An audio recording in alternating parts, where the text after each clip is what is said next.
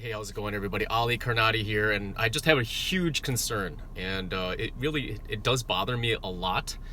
And part of that is because I just love the Filipino culture. My parents immigrated from the Philippines, and I'm the first generation to be born here on American soil. But I love and I appreciate the Philippine culture. I also love and appreciate the American culture, and you have this fusion between the two.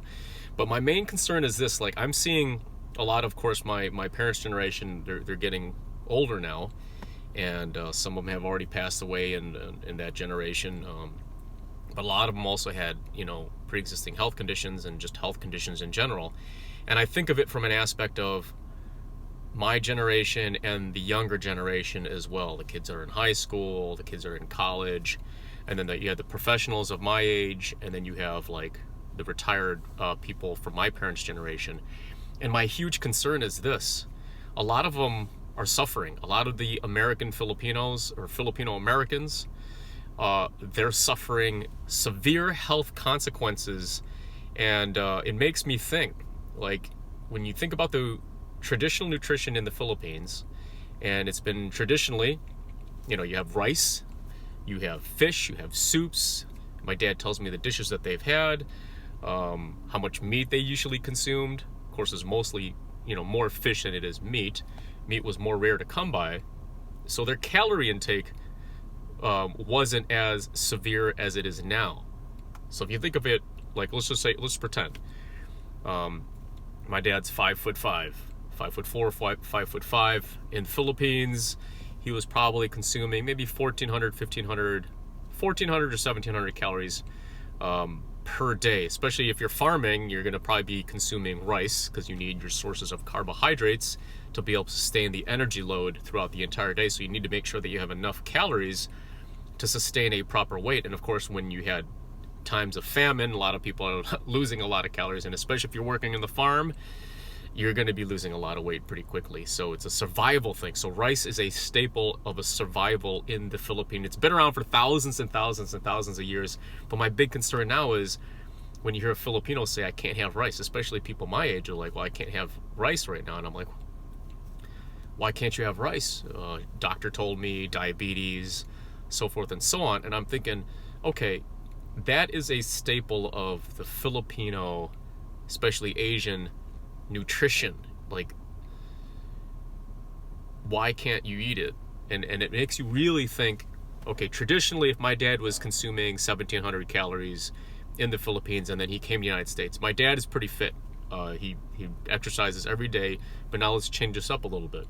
Male, he's consuming 1,700 calories per day, and let's say that his activity is just walking every day or working at that time.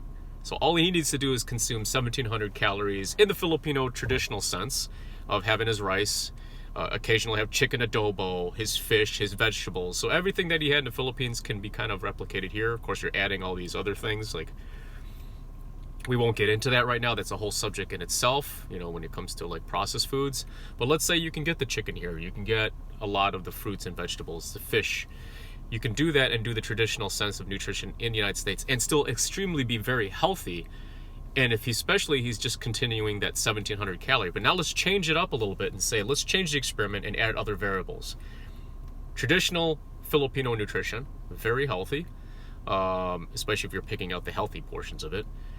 But now let's Americanize it a little bit. Let's say for breakfast, a big, huge cup of let's say Dunkin' Donuts coffee. Oh, add the cream and sugar, and it's like one of those huge containers. And now you've just added to your 1,700 calorie per day just to sustain that weight. You've added like maybe 300, 400 calories. It might even be more when it's those large ones and you're adding a lot of sugar and a lot more cream.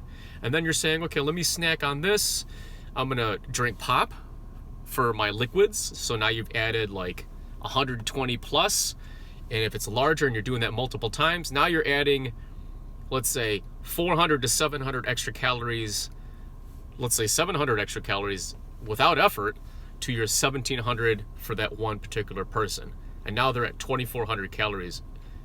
By the end of the week, you might not see any difference, but if you add up all the weeks and the years, just on those two actions alone, you're having a obesity problem. You're overfeeding yourself too much of this processed type of sugar or these sugars to the point where you now become insulin resistant because you were consuming way too many carbohydrates at this point, and now you're like the doctors are you're consuming too many carbs. You got to decrease your amount of carbs. So now there's a huge health crisis here in the United States when it comes to the Filipinos.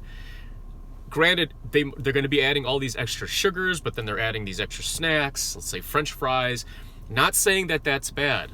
I'm saying that if you're having a 1,700 calorie intake for that particular person, 5'4", male from the Philippines, 5'5", and they're supposed to be taking 1,700 calories just to maintain that weight, but now they've added all these other unnecessary carbs or foods that aren't necessary for survival.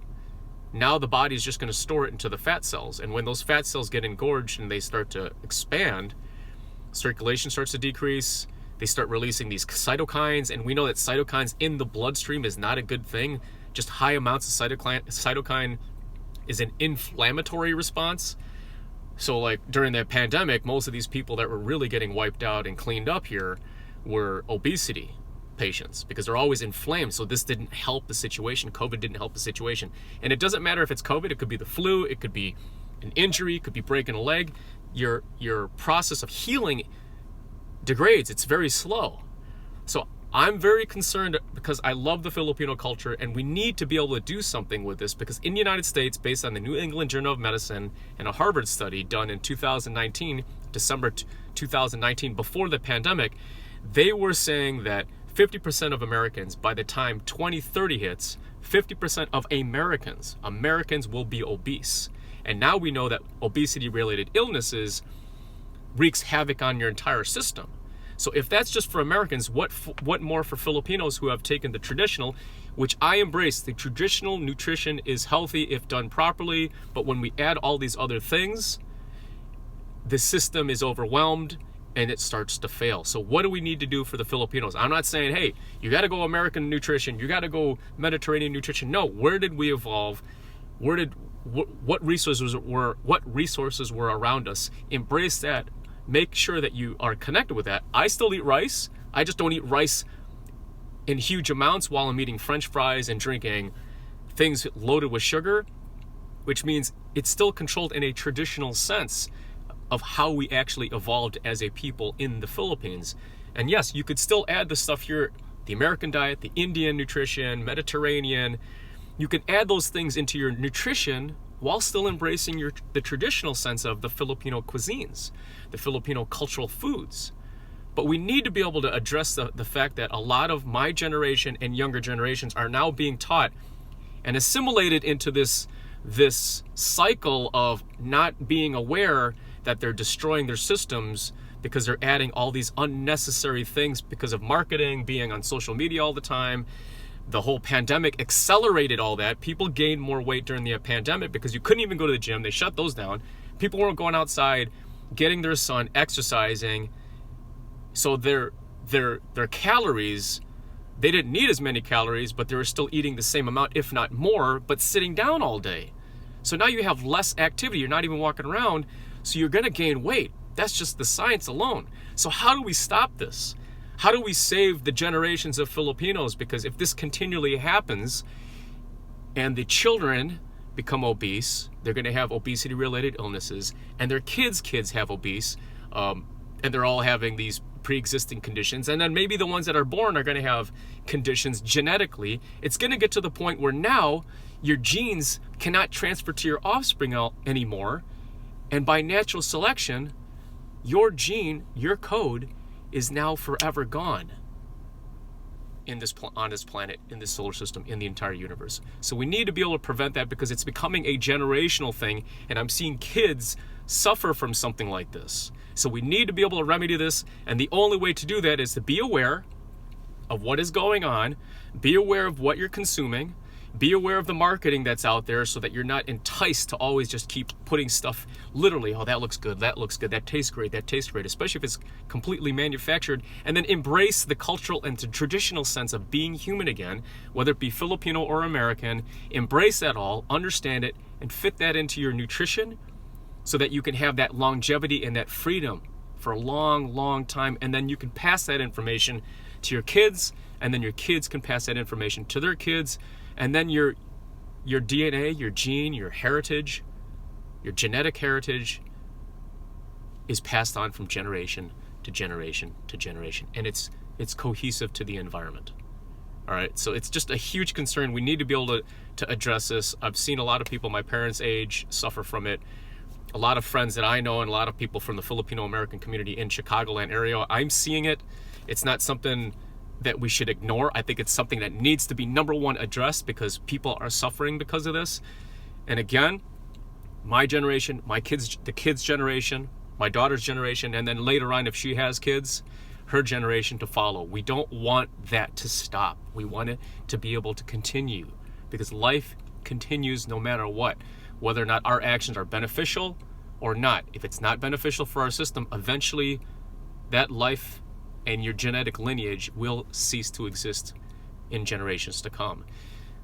Some things that I think about, but it's something that I really, really, really, truly believe it's something that we need to address, and we need to eliminate this problem as Filipinos, Filipino-Americans, and Americans in general, because it's a huge problem, but it's something that I'm seeing in the cultural aspect community of the Filipino-American community here in the Chicagoland area and in the United States, and it needs to be addressed. So let's do that. Let's spread the word, and let's be aware, and let's embrace the fact that we want to be here for a long time and enjoy life with each other, because the Filipino culture, if you guys know this, is a very loving culture. Their people are very loving. You go travel to the Philippines, you're almost treated like family. It's fantastic. So something to think about, and we got to be able to act now. We can't wait for something like this. It's destroying the culture, and it's destroying the people. Talk to you guys later.